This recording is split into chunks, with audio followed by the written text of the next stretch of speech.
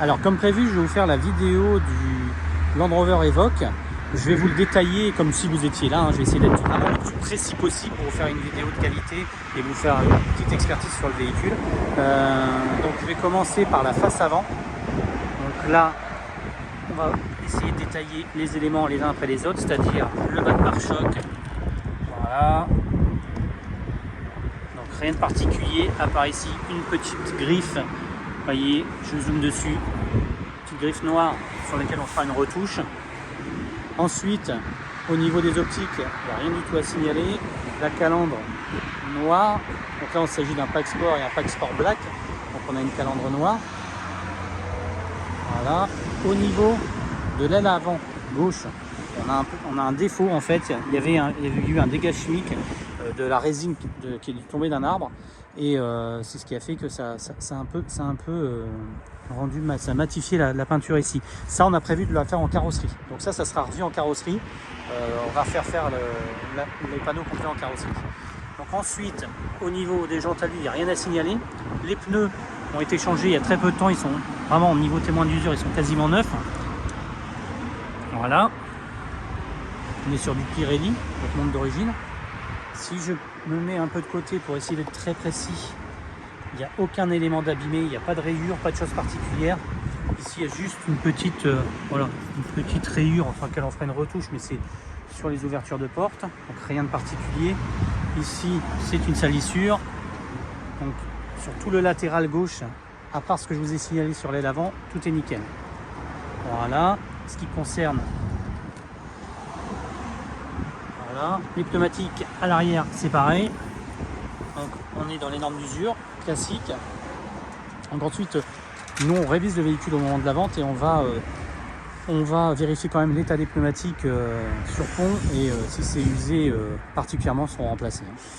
Donc au niveau de la malle arrière, rien à signaler. Il n'y a pas d'élément particulier. Voilà, on a ici pareil.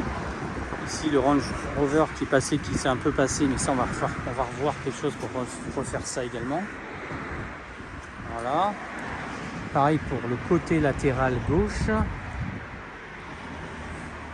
Ici, je sais qu'on avait prévu un débosselage.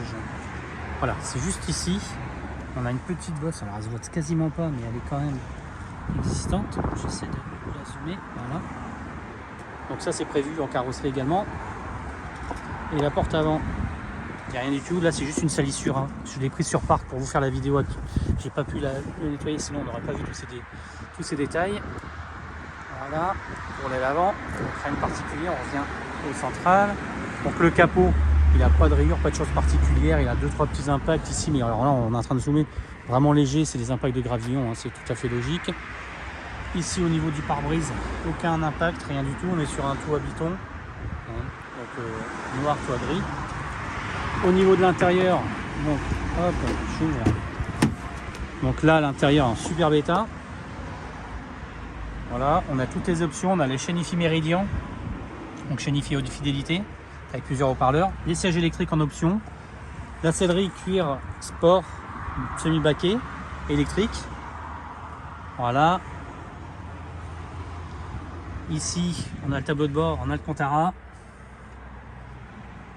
Et les seuils de porte qu'on va voir derrière, Range Rover indiqué, rétro-éclairé, ça c'est optionnel également. Vous voyez. Donc voilà pour ce qui est de l'intérieur. À l'avant, les sièges n'ont aucun problème. En fait, s'il y a des soucis, je vous les détaille, mais là, voilà, au niveau des panneaux, au niveau de la banquette arrière, qui est en super bêta également.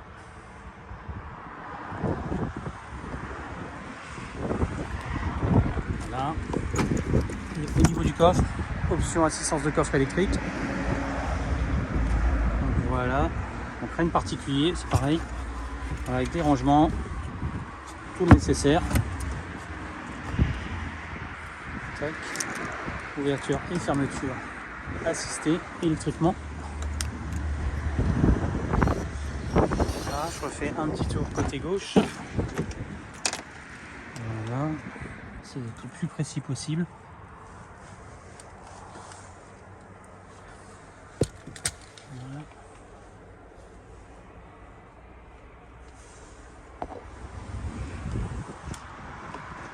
et le pavillon. Voilà. Ici, c'est une salissure. Voilà. C'est moi qui viens. Ça vient bien. Donc le cuir intérieur c'est en super bêta. Rien d'abîmé. Que ce soit au niveau des sièges, des tapis, des seuils, des commodos et du tableau de bord. Donc voilà pour la vidéo. J'espère avoir été précis. Je vous laisse la visionner et vous revenez vers moi. Vous avez mes coordonnées. Et moi, sinon, je vous rappellerai dans la soirée pour savoir si tout a été clair. Donc voilà, merci encore.